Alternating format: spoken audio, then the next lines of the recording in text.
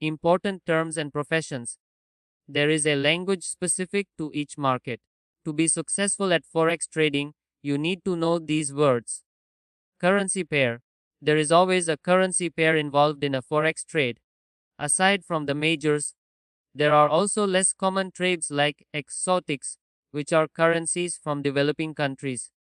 PIP. A PIP is the smallest possible price change within a currency pair, measured in points. There are 4 decimal places in Forex prices, so a PIP equals 1/10,000th. Bid-ask spread.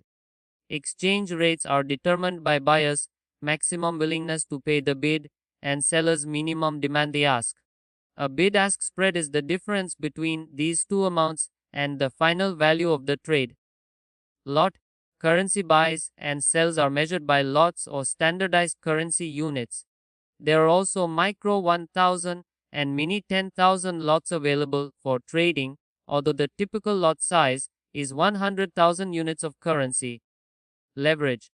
Some traders may not be willing to put up such a large amount of money to execute a trade due to those large lot sizes.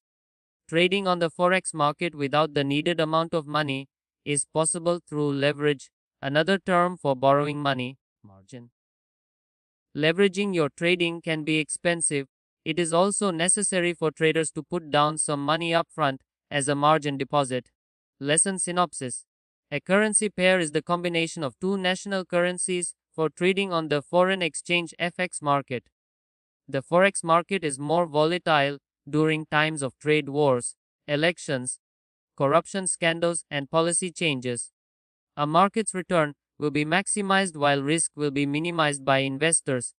A PIP is the smallest possible price change within a currency pair, measured in points. Currency buys and sells are measured by lots or standardized currency units.